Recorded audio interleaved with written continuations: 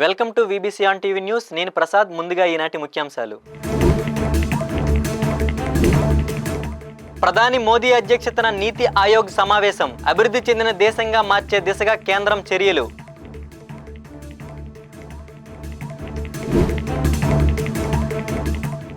ఉగ్రదాడి బాధితులకు రాహుల్ గాంధీ భరోసా. పూంచ్ ప్రాంతంలో సమస్యలు తెలుసుకున్న కాంగ్రెస్ అగ్రనేత.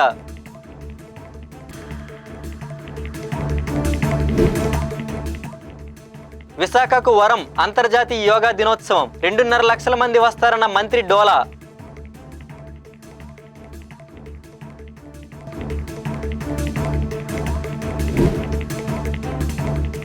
వంశీ చనిపోతే ప్రభుత్వ బలి ఖాయం. బెజవాడ ఆసుపత్రిలో ఓఆర్ఎస్ ప్యాకెట్లు లేవని పేర్ని నాని ఫైర్.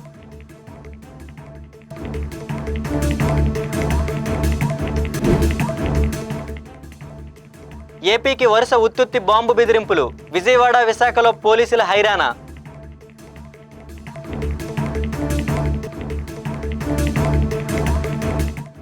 ప్రధానమంత్రి నరేంద్ర మోదీ న్యూఢిల్లీలోని భారత మండపంలో నీతి ఆయోగ్ 10వ గవర్నింగ్ కౌన్సిల్ సమావేశాన్ని నిర్వహించారు. ఈ సమావేశం వికసిత రాష్ట్రం కోసం వికసిత భారత్ 2047 అనే థీమ్పై జరిగింది.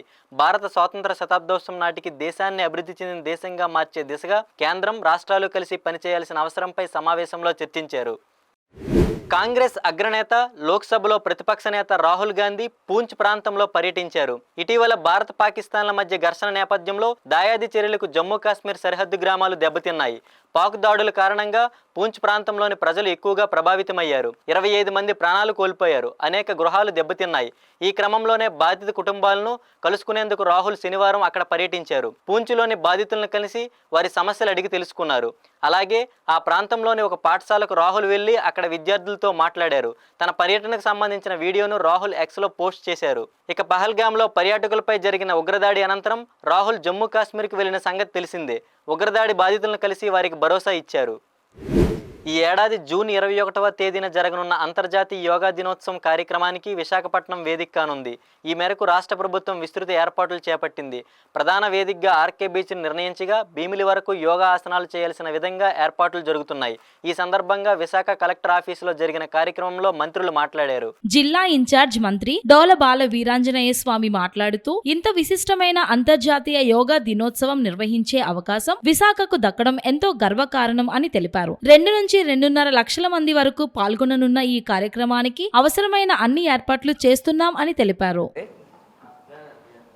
ఇప్పుడు యోగాంధ్రలో భాగంగా జూన్ 21వ తేదీ అంతర్జాతీయ యోగా దినోత్సవం రోజు మన ప్రధానమంత్రి గారు నరేంద్ర మోడీ గారు, ముఖ్యమంత్రి నారా చంద్రబాబు నాయుడు గారు, ఉప ముఖ్యమంత్రి గారు అందరూ కూడా విశాఖపట్నంలో యోగా డేలో పార్టిసిపేట్ చేస్తూ ఉన్నారు.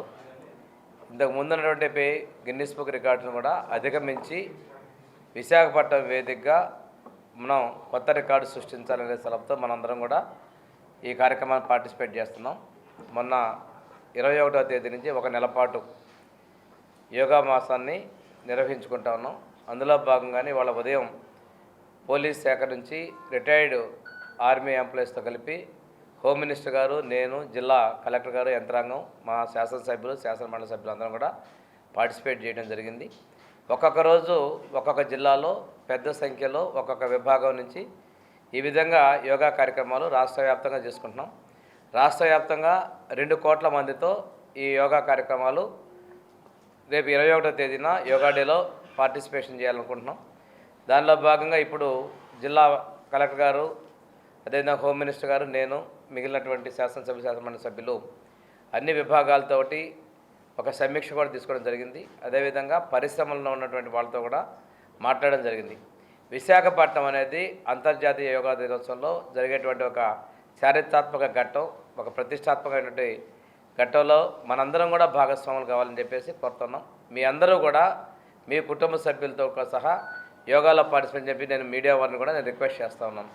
ఎందుకంటే ఈ ఎవరికి దక్కనటువంటి గౌరవం, ఎవరికి దక్కనటువంటి మన ఒక ప్రతిష్ట మన విశాఖ నగరానికి రావాలని చెప్పేసి మేము కోరుకుంటా ఉన్నాం.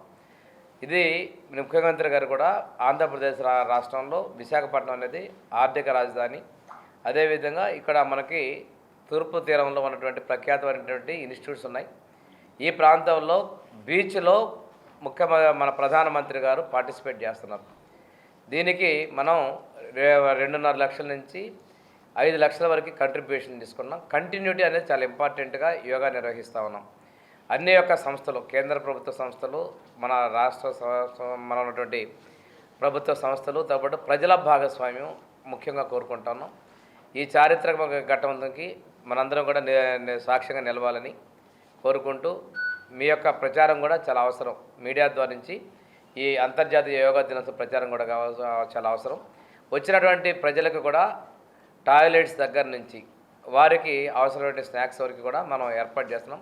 ప్రతి విషయం అంటే మ్యాటు అది ప్రతిదీ కూడాను టీషర్ట్ కూడా ఇస్తున్నాం. ముఖ్యంగా వచ్చినటువంటి ప్రజలకు ఎర్లీ మార్నింగ్ వస్తున్నారు కాబట్టి ప్రతి ఒక్క కంపార్ట్మెంట్లో కూడా వాళ్ళకి ప్రత్యేకంగా మేల్ ఫీమేల్ టాయిలెట్స్తో సహా వారికి వాటరు, స్నాక్సు, రొటీన్గా ఇచ్చినటువంటి యోగా మ్యాట్తో పాటు ప్రతి ఒక్క కంపార్ట్మెంట్లో యోగా ట్రైనర్ని, మెడికల్ ఫెసిలిటీస్ని కూడా మేము ఏర్పాటు చేస్తున్నాం. ప్రతి అంశాన్ని సునిశ్చితంగా మనం పరిశీలన తీసుకొని ఏర్పాటు చేస్తున్నాం. కాబట్టి ప్రజలకు కూడా మీ వైపు నుంచి, మీడియా వైపు నుంచి కూడా ఎక్కువ ప్రాచుర్యం కలిగించారు. ఎందుకంటే మన విశాఖపట్నంలో జరిగేటువంటి కార్యక్రమానికి మీ సహాయ సహకారాలు కావాలని మనస్ఫూర్తిగా కోరుకుంటూ, ఈ విజయంలో మీ అందరి భాగస్వామ్యం కావాలని కోరుకుంటూ సెలవు తీసుకుంటాం. హోంమంత్రి వంగలపూడి అనిత మాట్లాడుతూ ప్రపంచ వ్యాప్తంగా ఉన్న యోగా అభిమానుల దృష్టి ఇప్పుడు విశాఖపట్నం వైపు నిలిచిందని, ప్రధాని మోదీ సమక్షంలో జరిగే ఈ కార్యక్రమం ద్వారా విశాఖ మరింత ప్రత్యేకత సంతరించుకోనుంది అని పేర్కొన్నారు. ఈ మహాసభలకు హాజరయ్యే ప్రతి ఒక్కరికి ఉచితంగా టీ-షర్టులు, తాగునీరు, ఇతర సౌకర్యాలు ప్రభుత్వం అందిస్తుందన్నారు. అంతేకాక భద్రతా పరంగా ప్రతి పాల్గొనే వ్యక్తికి క్యూఆర్ ట్యాగ్ ఇవ్వనుంది. ఈ నెలంతా రాష్ట్ర వ్యాప్తంగా అన్ని నియోజకవర్గాల్లో మరియు జిల్లాల్లో యోగా కార్యక్రమాలు నిర్వహిస్తున్నామని, జూన్ 21న విశాఖ నుండి భీమిలి వరకు యోగా కార్యక్రమాన్ని ఒకే దాటిగా నిర్వహించేందుకు ప్రభుత్వం తగిన చర్యలు తీసుకుంటుందని తెలిపారు. పీఎం గారు పార్టిసిపేట్ చేస్తూ దగ్గర దాన్ని బీట్అవుట్ చేసి ఒక రికార్డు నెలకొల్పాలి అని అందరూ కూడా ఉత్సాహంతో, మన విశాఖ ప్రజలే కాదు ఆంధ్రప్రదేశ్ ముఖ్యమంత్రిగా నారా చంద్రబాబు నాయుడు గారి దగ్గర నుంచి డిప్యూటీ సీఎం పవన్ కళ్యాణ్ గారు, అదేవిధంగా నారా లోకేష్ గారు, ఇక్కడ ఎమ్మెల్యేలు, మంత్రివర్గం అందరం కూడా చాలా ఉత్సుకతతో ఎదురు చూస్తున్నాం. అదేవిధంగా దానికి సమానంగా ఈరోజు ప్రజలందరూ భాగస్వామ్యం కూడా లభిస్తుంది అనుకోవడంలోని ఈరోజు నిన్న మొన్న జరిగిన ఈవెంట్స్ కూడా ఒక తార్కాణంగా మనం భావించవచ్చు.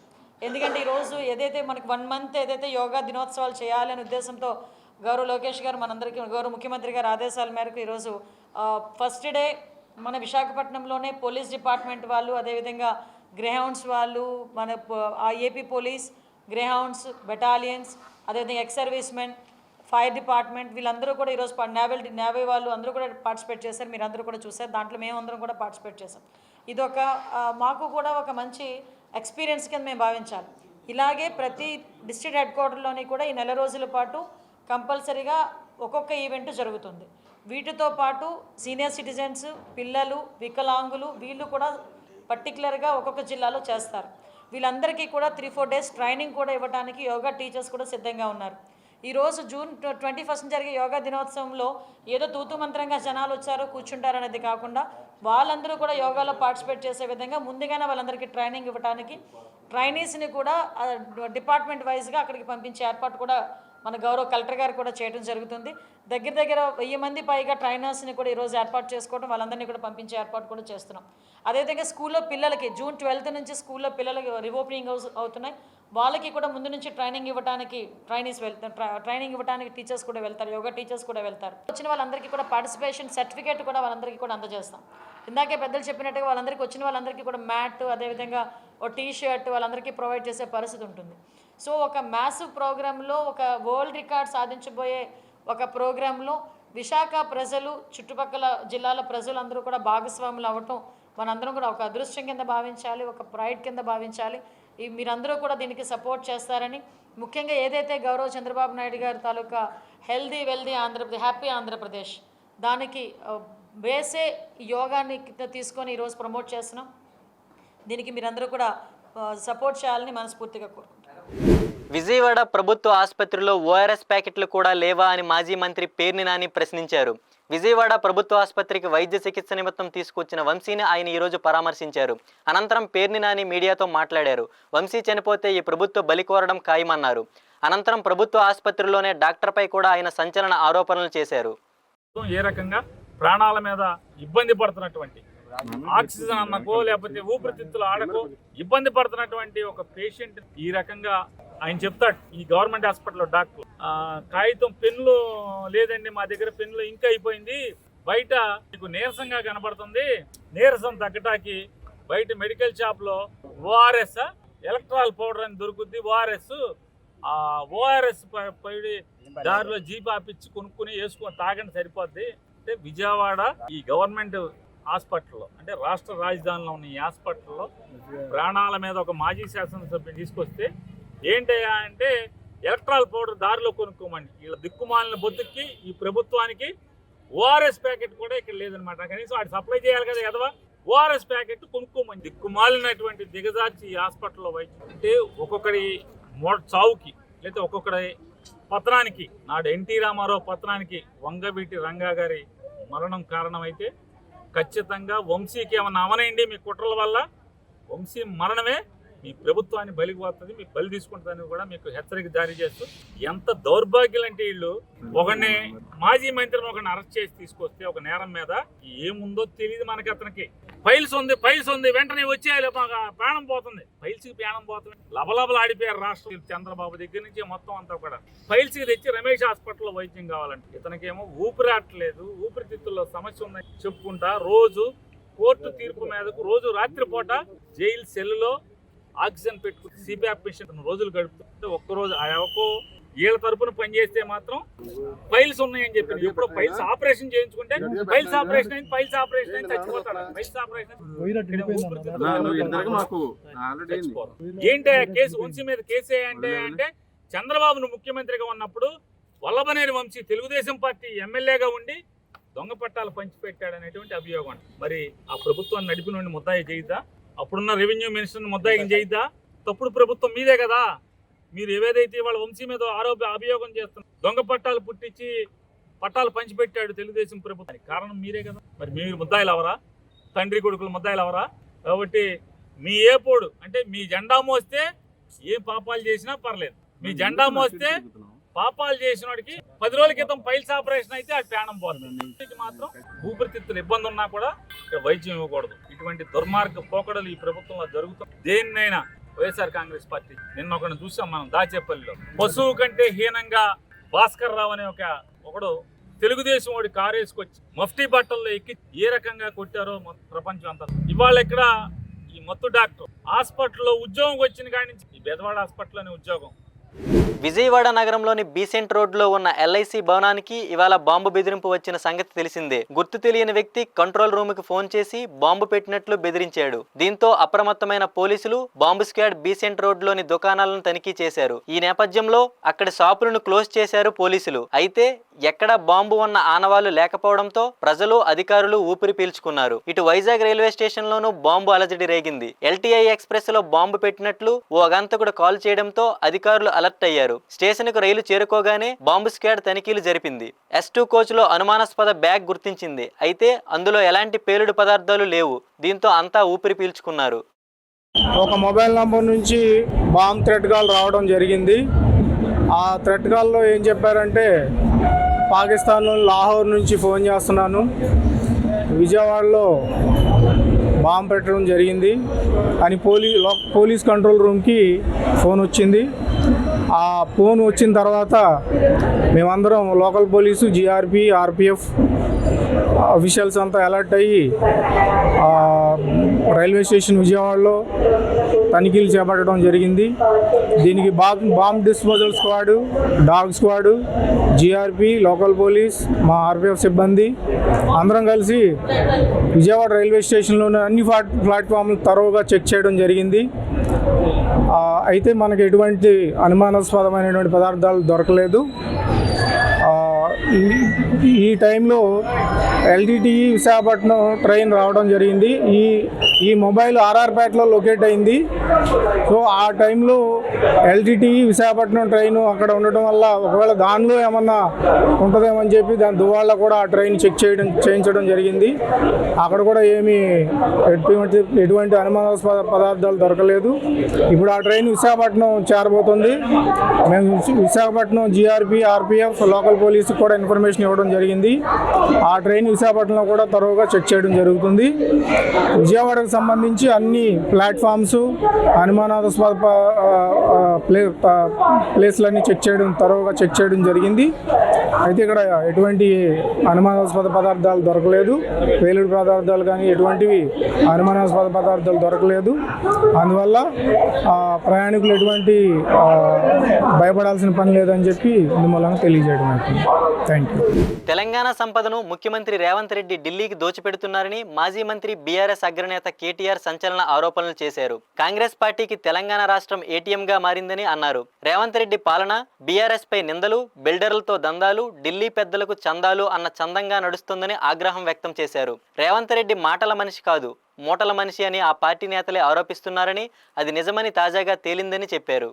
ఢిల్లీకి మూటలు మోసి పదవులు కొనుక్కున్నాడని, పీసీసీ చీఫ్ పదవి కోసం 50 కోట్ల రూపాయలు చెల్లించాడని కాంగ్రెస్ నేత కోమటిరెడ్డి గతంలో ఆరోపించారని కేటీఆర్ గుర్తు చేశారు. కాంగ్రెస్ డిమాండ్లకు స్పందించిన యడ్యూరప్ప అప్పట్లో తన ముఖ్యమంత్రి పదవికి రాజీనామా చేశారని చెప్పారు. ప్రస్తుతం తెలంగాణ ముఖ్యమంత్రి రేవంత్ రెడ్డిపై నేషనల్ హెరాల్డ్ కేసులో ఈడీ సంచలన ఆరోపణలు చేసిందని తెలిపారు. ఈ ఆరోపణలపై సమగ్ర దర్యాప్తు జరగాలని కేటీఆర్ డిమాండ్ చేశారు. దర్యాప్తు నిష్పక్షపాతంగా జరగాలంటే రేవంత్ రెడ్డి ముఖ్యమంత్రి పదవికి రాజీనామా చేయాలని డిమాండ్ చేశారు. ఓటుకు నోటు కేసును తెలంగాణ ప్రజలు ఇంకా మర్చిపోలేదని చెప్పారు. ఈ కేసు తర్వాత రేవంత్ రెడ్డి మారిపోయాడని తాము భావించామన్నారు. అయితే కుక్కతోక వంగర, దానిని ఎవరూ సరిచేయలేరన్నట్లు ఆయన మారలేదని కేటీఆర్ తీవ్ర వ్యాఖ్యలు చేశారు. తెలంగాణ ముఖ్యమంత్రి రేవంత్ రెడ్డి గారి పేరు కూడా ఛార్జ్ షీట్లో చేర్చడం ఏదైతే ఉందో, ఇది నిజంగా కూడా ఒక రకంగా చెప్పాలి అంటే తెలంగాణ రాష్ట్రానికే అవమానకరం. ఒక ముఖ్యమంత్రి స్థాయిలో ఉన్న వ్యక్తి ఈరోజు గతంలో ఎన్నో తప్పులు చేసి ప్రజాక్షేత్రంలో ఆనాడు భంగపడి తదనంతరం తిరిగి ఈయనకేమైనా బుద్ధి వచ్చిందేమో అని ప్రజలు అనుకున్నారు. కానీ చూస్తూ ఉంటే ఇప్పటికి కూడా ఆయన బుద్ధి కానీ ఆయన వైఖరి కానీ మారలేదు అని స్పష్టంగా అర్థమవుతా ఉంది. ఇక్కడ తెలంగాణలో రేవంత్ రెడ్డి గారు గద్దెనెక్కినప్పటి నుంచి యంగ్ ఇండియా అని చెప్పి కలవరిస్తూ ఉన్నారు. అసలు ఈ యంగ్ ఇండియా వెనకాల ఉన్న కథ ఏందో ED case, ED charge sheet చాలా వివరంగా చెప్పింది. మనం గతంలో ఇక్కడ తెలంగాణలో 2015వ సంవత్సరంలో చూసి ఓటుకు నోటు కుంభకోణం ఇంకెవరు కూడా మర్చిపోలేదు. అప్పటి నుంచి రేవంత్ రెడ్డి గారికి బ్యాగ్ మ్యాన్ అనే పేరు కూడా కొత్తగా, అంటే bat man, super man, spider man లాగా బ్యాగ్ మ్యాన్ అనే మంచి పేరు కూడా తెలంగాణలో చాలా మంది పిల్లలు పెట్టుకున్నారు. అదేమో ఓటుకు నోటు కుంభకోణం, ఇదేమో సీటుకు రూటు కుంభకోణం. ఇదేదో ఊరికే అనట్లేదు సీటుకు రూటు కుంభకోణం అని. స్పష్టంగా రేవంత్ రెడ్డి గారి గురించి నేను చెప్పడం కాదు, ఈరోజు మంత్రిగా ఉన్న కోమటిరెడ్డి వెంకటరెడ్డి గారే ఓపెన్గా బహిరంగంగా పత్రికా సమావేశంలోనే చెప్పినారు.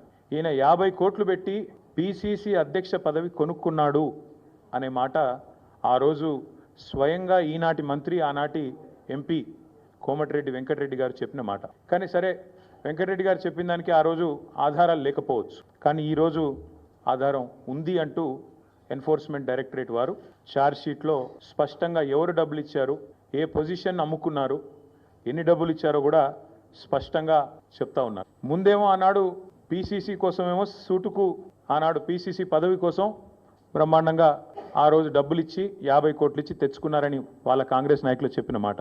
ఈరోజు ఢిల్లీకి ఇప్పటికి కూడా జరుగుతూ ఉన్నది ఏమంటే తెలంగాణ అనేది కాంగ్రెస్ పార్టీకి ఒక ఏటీఎంగా మారిపోయిన మాట వాస్తవం. ఎప్పుడు డబ్బులు కావాలి అని కాంగ్రెస్ పార్టీ వాళ్ళు అనుకుంటే అప్పుడు పెద్ద ఎత్తున డబ్బులు అందిస్తూ తన పదవిని కాపాడుకుంటూ ఉన్నారు రేవంత్ రెడ్డి గారు. ఇవాళ ఓటుకు నోటు జరిగినప్పుడేమో రేవంత్ రెడ్డి గారు ఒక ఎమ్మెల్యే, కానీ ఈరోజు ఈ రాష్ట్రానికి ముఖ్యమంత్రి. కాబట్టి యావత్ దేశం పరువు, యావత్ దేశం ముందు తెలంగాణ పరువు ఇవాళ తీసి పరువు పోగొట్టి నిజంగా తెలంగాణ ముఖ్యమంత్రి అంటే ఇట్లాంటి వ్యక్తి అనే పరిస్థితి ఇవాళ కనబడతా ఉన్నది. గతంలో యడ్యూరప్ప గారు కర్ణాటక ముఖ్యమంత్రిగా ఉన్నారు. ఇది నేను చెప్పేది 2020వ సంవత్సరానికి సంబంధించిన అంశం. ఇది కాంగ్రెస్ పార్టీ యొక్క స్టేట్మెంట్. ఆ రోజు కాంగ్రెస్ పార్టీ ఆనాడు యడ్యూరప్ప గారు ముఖ్యమంత్రిగా కర్ణాటకలో ఉన్నప్పుడు మరి హౌసింగ్ స్కామ్లో ఈయన పాత్ర ఉంది అని వార్తలు వస్తే ఆ రోజు అక్కడి కాంగ్రెస్ నాయకులు చేసిన డిమాండ్ ఏంటి అంటే వెంటనే యడ్యూరప్ప గారు నిష్పక్షపాతంగా విచారణ జరగాలి అంటే రాజీనామా చేయాల్సిందే, ఇట్లాంటి వ్యక్తి ముఖ్యమంత్రిగా ఉంటే విచారణ ఎట్లా జరుగుతుంది అని చెప్పి ఆ రోజు అక్కడి కాంగ్రెస్ పార్టీ అధ్యక్షులు, ప్రదేశ్ కాంగ్రెస్ కమిటీ అధ్యక్షులు కర్ణాటకలో చేసిన డిమాండ్. చాలా వాళ్ళు చెప్పిన మాట. The Karnataka Congress on Thursday demanded that Karnataka Chief Minister B.S. Yediyurappa either resign or be sacked to ensure a fair investigation against him in 2019 corruption case. ఇది కర్ణాటక కాంగ్రెస్ మాట, నా మాట కాదు. ఒక విచారణ ఎదుర్కోవాల్సి వస్తే ముఖ్యమంత్రి గారు either he should resign voluntarily, స్వచ్ఛందంగా తప్పుకోవాలి, లేదా ఆయనను అర్జెంటుగా తొలగిస్తేనే నిష్పక్షపాతమైన ఎంక్వైరీ జరుగుతుంది అనే మాట వారు చెప్పిన మాట. ఇవాళ మేమంటుంది కూడా అదే. 4 కోట్ల ప్రజల ముందు ఇవాళ ఆ ప్రజలకు నాయకత్వం వహించే నాయకుడిగా అక్కడ కూర్చున్న వ్యక్తికి తప్పకుండా నిజాయితీ ఉంటే, నైతికత ఉంటే వెంటనే అయితే రేవంత్ రెడ్డి గారు స్వచ్ఛందంగా తప్పుకోవాలి, లేదా కాంగ్రెస్ పార్టీ పెద్దలు స్పందించి తప్పకుండా వెంటనే వారిని రాజీనామా చేయించి నిష్పక్షపాతంగా విచారణ జరగడానికి సహకరించాలని మేము కూడా డిమాండ్ చేస్తూ ఉన్నాం. విజయవాడ బెంజి సర్కిల్ ప్రాంతంలో విషాదం చోటు చేసుకుంది. విద్యుత్ షాకుతో 3 మృతి చెందిన సంఘటన ఇది. స్థానిక నారా చంద్రబాబు నాయుడు కాలనీలో షార్ట్ సర్క్యూట్ కారణంగా ఒకరిని రక్షించబోయి మరొకరు వరుసగా 3 మృత్యువాత పడినట్లు పోలీసులు తెలిపారు. సంఘటనా స్థలానికి చేరుకున్న పోలీసులు కేసు నమోదు చేసి దర్యాప్తు చేస్తున్నారు. పోలీసులు మృతదేహాలను విజయవాడ ప్రభుత్వ ఆసుపత్రికి తరలించారు. తిరుమలలో మద్యం తాగి హల్చల్ చేసిన పోలీసులపై శాఖాపరమైన చర్యలు తీసుకుంటామని టీటీడీ ఈవో శ్యామలరావు స్పష్టం చేశారు. అన్నమయ్య భవన్లో ఈరోజు ఈవో శ్యామలరావు మీడియాతో మాట్లాడుతూ శ్రీవారి పుష్కరిణి శుభ్రంగా ఉండడం లేదని భక్తులు ఫిర్యాదు చేశారని తెలిపారు. ఆలయంలో వెండి వాకిలి, బంగారు వాకిలి వద్ద ఎక్కువ తోపులాట జరుగుతుందని భక్తుల వద్ద నుంచి ఫిర్యాదు అందినట్లు తెలియజేశారు. శ్రీవారి సేవలో సంస్కరణలు తీసుకువస్తున్నామని అన్నారు. ముఖ్యమంత్రి ఇటీవల తిరుమల పర్యటనలో కొన్ని సూచనలు చేశారని తెలియజేశారు. వాట్సాప్ గవర్నెన్స్ ద్వారా 4 సర్వీసులను భక్తులకు అందుబాటులోకి తెచ్చామని, మరో 10 సేవలు ట్రయల్ రన్లో ఉన్నాయని తెలియజేశారు. ఏఐ బేస్డ్ సీసీ కెమెరాల ఏర్పాటుకు చర్యలు తీసుకుంటున్నట్లు చెప్పారు. ఆర్టిఫిషియల్ ఇంటెలిజెన్స్ అసిస్టెంట్ ఎలా అయితే చాట్ జీపీటీ టైప్ ఆఫ్ ఉన్నాయో ఆ విధంగా టీటీడీకి సంబంధించిన ఒక చాట్ బోట్ ఒకటి తయారు చేయడం, ఆ ఏఐ బేస్డ్. అంటే ఎవరికైనా ఏమన్నా సందేహాలు ఉంటే దాంట్లో మనకి ఏ లాంగ్వేజ్లో అన్నా సరే, ఏ భాషలో అన్నా దాంట్లో టైప్ చేసి ఇంగ్లీష్, తెలుగు ఏదైనా సరే చేస్తే దానికి కూడా రిప్లైస్ ఇచ్చేలాగా, అలాగే టీటీడీకి ఇస్తున్న సర్వీసులన్నీ కూడా దానికి ఇంటిగ్రేట్ చేసేలాగా, తర్వాత బుకింగ్ కానీ, అకామిడేషన్ బుకింగ్ అయినా, ఏ బుకింగ్ అయినా, లేదా డొనేషన్ కానీ అయినా ఇలాంటివన్నీ కూడా దాంట్లో ఇంటిగ్రేట్ చేయడం, పేమెంట్ కూడా చేసే విధంగా దాంట్లో ఇంటిగ్రేట్ చేయడం, వాట్సాప్తో ఇంటిగ్రేట్ చేయడం, ఇవన్నీ కూడా చేయడానికి నిర్ణయం తీసుకున్నాము. దీనికి టెండర్ ప్రాసెస్ కూడా ప్రారంభిస్తాము. ఈ టెక్నాలజీలో ప్రొవైడ్ చేయగలిగిన వాళ్ళు ఎవరన్నా ఉన్నారనేది. అలాగే ఎఫ్ఎంఎస్ విధానం అనేది ఇక్కడ తిరుమలలో చాలా ఈ విధానం ద్వారానే మనకి గెస్ట్ హౌస్లు, రెస్ట్ హౌస్లు అన్నీ కూడా, కాటేజెస్ అన్నీ కూడా నిర్వహణ అంతా కూడా జరుగుతుంది. వీటిని మానిటర్ చేయడానికి టెక్నాలజీని ఉపయోగించుకోవాలి, ఐటీని ఉపయోగించుకోవాలనే నిర్ణయం తీసుకొని అది ఒక ఫేజ్లో కొంతవరకు చేశాము. దాంట్లో ఏమిటంటే క్లీనింగ్ గురించి ముఖ్యంగా దీంట్లో ఒక మాడ్యూల్ ఒకటి డెవలప్ చేశాము. ఏమిటంటే ఎవరైనా వెకేట్ చేసినప్పుడు వారు ఆక్యుపై చేసే ముందు మధ్యలో ఒక అరగంట టైం ఉంటుంది క్లీన్ చేసుకోవడానికి. అది ఎప్పుడు మనం ఖాళీ చేస్తున్నామనే ఇన్ఫర్మేషన్ కరెక్ట్గా టైంకి రాకపోతే వారికి ఆ రూమ్లు క్లీన్ చేయడానికి అవకాశం అనేది తగ్గిపోతుంది. అందుకని సూపర్వైజర్ చెప్పేది ఏంటంటే మాకు ఇన్ఫర్మేషన్ ఇమీడియట్గా వస్తే వెకేషన్ అయిపోగానే మేము ఇమీడియట్గా చర్యలు తీసుకుంటామని. ఆ తర్వాత ఏం చర్యలు తీసుకున్నారు అనేది కూడా మొబైల్లో ఫోటోగ్రాఫ్స్ కానీ, ఏ టైంలో తీసుకున్నారు, ఎప్పుడు తీసుకున్నారంటే మనము అన్ని రూమ్లు కూడా సక్రమంగా పరిశుభ్రం చేస్తున్నారు అనేది కూడా మనకి రికార్డ్ అవుతుంది. ఈ సిస్టమ్ కూడా మేము డెవలప్ చేస్తున్నాం. పార్షియల్లీ కంప్లీట్ అయ్యింది. ఇది కూడా ఒక నెల రోజుల్లో దీన్ని కంప్లీట్ చేయడం జరుగుతుంది. తర్వాత వాట్సాప్ గవర్నెన్స్ ద్వారా కూడా అనేక సర్వీసులు, 14 సర్వీసులు దీని ద్వారా ప్రారంభించడానికి కూడా చర్యలు తీసుకున్నాము. స్టేట్ గవర్నమెంట్ పాలసీలో భాగంగా టీటీడీ కూడా ఇది పనిచేస్తుంది. అలాగే స్టేటస్ అప్డేట్స్, సర్వీస్ రిక్వెస్ట్స్, తర్వాత donation and hundi collections, out side TTD, out side Tirumala సంబంధించినవి, అలాగే అవుట్ సైడ్ తిరుమల ఉన్న బుకింగ్స్, పబ్లికేషన్స్, పంచగవ్య ప్రొడక్ట్స్ పర్చేజ్, ఇవన్నీ కూడా వీటిలో ఇంటిగ్రేట్ చేయడానికి ఆల్రెడీ మేము చర్యలు తీసుకుంటున్నాము. 4 సర్వీసులు కూడా ఇప్పటికే ఇంటిగ్రేట్ చేయడం జరిగింది. ఈ సర్వీసులు ముఖ్యంగా స్టేటస్ అప్డేట్స్ గురించి దీంట్లో పెట్టడం జరిగింది. ఇది slotted Sarvadarshan availability status, Srivani break darshan availability status, caution deposit refund status ఇవన్నీ కూడా ఇప్పటికే పెట్టడం జరిగింది. మిగిలినవి కూడా టెస్టింగ్లో ఉన్నాయి, కొన్ని డెవలప్మెంట్లో ఉన్నాయి. ఇవి కూడా త్వరలోనే వీటిని కూడా కంప్లీట్ చేయడం జరుగుతుంది. అలాగే గూగుల్తో కూడా ఒక MOU చేసుకోవడం జరిగింది వివిధ రకాల సర్వీసులు అందించడానికి. వారు కూడా టెక్నాలజీ యూజ్ చేసుకుని ఏ విధంగా టీటీడీలో మెరుగైన సేవలు అందించడం అనేది. బేస్డ్ కెమెరాస్ కూడా మేము ఎక్స్ప్రెషన్ ఆఫ్ ఇంట్రెస్ట్ కాల్ఫర్ చేయడం జరిగింది. బేస్డ్ కెమెరాస్ ఏంటంటే దీని ద్వారా ఎవరన్నా ఎంట్రీ టైంలో ఫేషియల్ రికగ్నిషన్ ద్వారా వాళ్ళని ఎంట్రీ, ఇప్పుడు మాన్యువల్గా మనము టికెట్ స్కాన్ చేస్తున్నాము, అది స్కాన్ చేయాల్సిన అవసరం లేకుండా వాళ్ళని ఆటోమేటిక్గా ఎంట్రీ అప్పుడు ఫేషియల్ రికగ్నిషన్ సిస్టమ్ ద్వారా వాళ్ళని లోపలికి పంపించడానికి ఒకటి. ఈ విధంగా చేయడం వలన మాన్యువల్ ఇంటర్వెన్షన్ లేకపోవడం వలన కొంతమంది ఫ్రాడ్ కూడా చేస్తున్నారు. అప్పుడప్పుడు మనము పట్టుకుంటున్నాం కూడా. అలాంటి అవకాశం ఉండదు. తర్వాత ఎంట్రీ ఏ టైంకి వచ్చారు, ఎగ్జిట్ ఏ టైం వచ్చారు అనేది కూడా ట్రాకింగ్ చేయడానికి ఇప్పుడు ప్రస్తుతం లేదు. అది కూడా ఈ సిస్టమ్ ద్వారా కూడా ట్రాక్ చేయడానికి అవకాశం ఉంటుంది. దాని ద్వారా ఏ టైంలో వచ్చిన వాళ్ళు ఏ టైం బయటికి వెళ్ళగలుగుతున్నారు అనేది కూడా ట్రాక్ చేయడం వలన ఒక డేటాబేస్ ఒకటి బిల్డప్ అవుతుంది. తర్వాత దర్శనం ఎంతమంది చేసుకుంటున్నారు అనేది కూడా ఈ కెమెరాలో చేయడానికి అవకాశం ఉంది. సో ఇవన్నీ ఉండడం వలన బేస్డ్ కెమెరాస్ ఇవన్నీ ఉండడం వలన, ఈ డేటా ఉండటం వలన భవిష్యత్తులో ఉపయోగించుకొని దర్శనాన్ని ఏ విధంగా బెటర్గా మేనేజ్ చేయొచ్చు అనే దాని మీద చేయడానికి ఈ డేటా ఉపయోగపడుతుంది. స్విమ్స్ కూడా మనము ఈ సిస్టమ్ ఒకటి ఐటీ అనేది స్విమ్స్లో కూడా పెద్ద ఎత్తున ప్రారంభించాలని నిర్ణయం తీసుకోవడం జరిగింది. ఫుట్వేర్ మేనేజ్మెంట్ మీద కూడా అలాగే ఇప్పుడు ఒక ఇనిషియేటివ్ కూడా ఇడిస్నీవ్ గారు ప్రారంభించడం జరిగింది. దాని ద్వారా ఇంతకుముందు టన్నుల కొద్దీ ఫుట్వేర్ పాదరక్షలు అక్కడక్కడ వదిలేయటం, ఇవన్నీ కూడా ఈ మధ్యలో దాన్ని తీసుకెళ్ళి అక్కడ డంపింగ్ యార్డ్లో పడేయటం, వాటిని డిస్పోజ్ చేయడానికి చాలా ఇబ్బందులు పడటం జరిగేది. రోజుకి 65,000 నుంచి 75,000 ఫుట్వేర్ డిఫరెంట్ లొకేషన్స్లో వదిలేసేవారు. ఇప్పుడు పైలట్ బేసిస్లో గత 2 నెలలుగా ప్రారంభించడం జరిగింది. ఇక్కడ ఈ VQC2లో ప్రారంభించిన తర్వాత ఈ 2 నెలల్లో 29,434 మొత్తం కలెక్ట్ చేస్తే 29,173 డెలివరీ చేయడం జరిగింది. అలాగే పద్మావతి అమ్మవారి దేవాలయం, అలాగే అమరావతి శ్రీ వెంకటేశ్వర స్వామి దేవాలయం, వీటికి ప్రత్యేకంగా కొన్ని అభివృద్ధి చేయడానికి కొన్ని చర్యలు కూడా తీసుకుంటున్నాము. అమరావతి దేవాలయం మీకు అందరికీ తెలిసిందే, రాష్ట్ర ప్రభుత్వం నుంచి 25 ఎకరాలు ఇవ్వడం జరిగింది. కానీ దాంట్లో ఇన్నర్ ప్రకారం మాత్రమే కట్టడం జరిగింది ఇప్పటిదాకా 36 కోట్లు ఉపయోగించి. ఇప్పుడు రాష్ట్ర ముఖ్యమంత్రి వర్యులు శ్రీ నారా చంద్రబాబు నాయుడు గారు మాకు ఇచ్చిన ఆదేశాల ప్రకారం అవుటర్ ప్రకారం కట్టాలి. 2 రాజగోపురాలు ఏదైతే ఒరిజినల్ ప్లాన్లో ఉందో రాజగోపురాలు కట్టాల్సిన అవసరం ఉంది. మహారాజగోపురం 7 స్టోరీడ్ రాజగోపురం, 2 రాజగోపురాలు 5 స్టోరీడ్, అలాగే అన్నదానం కాంప్లెక్స్, అర్చకుల quarters, staff quarters, pilgrim waiting hall, ఇవన్నీ కూడా మాడవీధుల అభివృద్ధి ఇవన్నీ కూడా చేయడం జరుగుతుంది. దీనికి కన్సల్టెంట్ని పిలవడం జరుగుతుంది. దానికి చర్యలు తీసుకుంటున్నాము. మొన్ననే బోర్డు కూడా అప్రూవ్ చేయడం జరిగింది.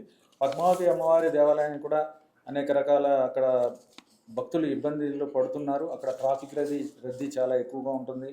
భక్తుల సౌకర్యాలకి ఒక సిస్టమ్ అనేది ప్రాపర్గా లేదు. క్యూ లైను, టికెట్లు, లగేజ్ సెంటర్లు ఇవన్నీ కూడా అభివృద్ధి చేయాల్సిన అవసరం ఉంది. ఇవన్నీ కూడా పరిశీలించాలి. అది ఒక కన్సల్టెంట్కి ఇస్తున్నాం ఇవన్నీ స్టడీ చేసి ఇవ్వడానికి. వారి మీద గట్టిగా చర్యలు తీసుకుంటున్నారు. విజిలెన్స్ విభాగం నుంచి యాక్టివ్గా పనిచేస్తున్నారు. పనిచేసినప్పుడు ఇంతకుముందు మనకు నోటీసులో రాకుండా వెళ్ళిపోయేవి, ఇప్పుడు అవన్నీ కూడా నోటీసులో వస్తున్నాయి. కొన్ని ఇన్సిడెంట్స్ జరగట్లేదు అనట్లేదు కానీ బట్ విజిలెన్స్ వాళ్ళు యాక్టివ్గా చేయడం వల్ల కూడా డిటెక్ట్ చేస్తున్నారు. అవన్నీ డిటెక్ట్ చేసినప్పుడు అవన్నీ కూడా మీడియాలో వస్తాయి. డిటెక్ట్ చేసినప్పుడు మీడియాలో వస్తాయి. వాటి మీద ఏంటంటే ఏమైనా చూసినప్పుడు జరిగినప్పుడు వాటి మీద గట్టిగా చర్యలు తీసుకుంటే భవిష్యత్తులో అవి చేసుకోవడానికి అవకాశం ఉండదు. అలాగే టెక్నాలజీని కూడా ఉపయోగించాల్సిన అవసరం ఉంది. వైఎస్ఆర్ కాంగ్రెస్ పార్టీ మాజీ నాయకుడు, రాజ్యసభ మాజీ సభ్యుడు విజయసాయిరెడ్డి పేరుతో సోషల్ మీడియాలో ఓ ప్రకటన వైరల్ కావడం కలకలం రేపింది. వైఎస్ జగన్మోహన్ రెడ్డి వ్యాఖ్యలకు కౌంటర్గా విజయసాయిరెడ్డి ఈ ప్రకటన విడుదల చేశారంటూ ప్రచారం జరిగింది. అయితే ఈ ప్రచారంలో ఏమాత్రం నిజం లేదని, ఆ ప్రకటన తాను విడుదల చేయలేదని విజయసాయిరెడ్డి స్వయంగా స్పష్టం చేశారు. ఈ మేరకు ఆయన తన అధికారిక ఎక్స్ ఖాతా ద్వారా ఓ ప్రకటన విడుదల చేశారు. గన్నవరం మాజీ ఎమ్మెల్యే వల్లభనేని వంశీ ఆరోగ్య పరిస్థితి బాగోలేదని ఎమ్మెల్సీ మొండితో అరుణ్ కుమార్ పేర్కొన్నారు. విజయవాడ ప్రభుత్వ ఆసుపత్రికి వంశీని వైద్య పరీక్షల నిమిత్తం తరలించిన సంగతి తెలిసిందే. ఆసుపత్రికి చేరుకున్న ఎమ్మెల్సీ అరుణ్ కుమార్ మీడియాతో మాట్లాడారు. వంశీపై కావాలనే అక్రమ కేసులు బనాయించారని మండిపడ్డారు. ఆయనకు బెయిల్ రాకుండా చేస్తున్నారని ఎమ్మెల్సీ వాపోయారు. మనిషిని ఏ విధంగా హింసించాలో, ఏ విధంగా టార్చర్ చేయాలన్నది కొంతమంది పెద్దలు దీని మీద పన్నాగం పండి ఎట్టి పరిస్థితుల్లో కూడా వంశీ గారిని మరింత టార్చర్ పెట్టాలి, మరింత హింసించాలని చెప్పి అని వాళ్ళు తలంచి ఈ విధంగా టార్చర్ చేస్తారు. ఏ మనిషికైనా సరే ఒక హ్యుమానిటేరియన్ నేచర్ ఉంటుంది, ఎంతో కొంత హ్యూమన్ టచ్ ఉంటుంది. మనిషి అనారోగ్యం పొందినా సరే, అనారోగ్యం పాలైనా సరే, మాకు హింసించడమే ప్రధాన ధ్యేయం, మేము హింసిస్తాం, మేము టార్చర్ పెట్టడమే మా ప్రధాన ధ్యేయం అని చెప్పి ఈరోజు కొంతమంది ప్రభుత్వంలో పెద్దలు ఆయన మీద ఎటువంటి చర్య అనాలో అర్థం కావట్లేదు, అటువంటి చర్యకు పాల్పడతారు. మనిషి ప్రాణం కన్నా మీకు ఇంకేం కావాలి? కరోనా వైరస్ మళ్లీ వ్యాప్తి చెందుతుండటంతో కేంద్ర రాష్ట్ర ప్రభుత్వాలు అప్రమత్తమయ్యాయి. ఆరోగ్య శాఖ ఆదేశాలతో విశాఖ జిల్లా అధికారులు కేజీహెచ్, విమ్స్లలో ప్రత్యేకంగా ఐసోలేషన్ వార్డులను ఏర్పాటు చేశారు. కేజీహెచ్ క్యాజువాలిటీ మొదటి అంతస్తులో 20 పడకలతో వార్డును సిద్ధం చేశారు. పాత బ్లడ్ బ్యాంక్ పై మరో 20 పడకలతో వార్డు ఏర్పాటు చేయనున్నారు. అలాగే కరోనా వైరస్ లక్షణాలతో వచ్చే వారికి పరీక్షలు నిర్వహించేందుకు అధికారులు ఏర్పాటు చేస్తున్నారు. విమ్స్ లో కూడా 20 పడకలతో ఐసోలేషన్ వార్డును ఏర్పాటు చేశారు. అవసరాన్ని బట్టి షిఫ్టుల వారీగా పనిచేయాల్సి ఉంటుందని వైద్యులకు, నర్సింగ్ సిబ్బందికి ఇప్పటికే సమాచారాన్ని ఇచ్చారు. కరోనా లక్షణాలతో బాధపడే వారికి నగరంలోని అర్బన్ హెల్త్ సెంటర్స్ తో పాటు ప్రాథమిక ఆరోగ్య కేంద్రాల్లో ర్యాపిడ్ పరీక్షలు నిర్వహించనున్నారు. అలాగే ర్యాపిడ్ టెస్ట్ లో పాజిటివ్ వచ్చిన వారికి కేజీహెచ్ లో RT-PCR పరీక్ష నిర్వహించనున్నారు. ఈ వార్తలు ఇంతటితో సమాప్తం. మరిన్ని విశేషాలతో మళ్ళీ కలుద్దాం.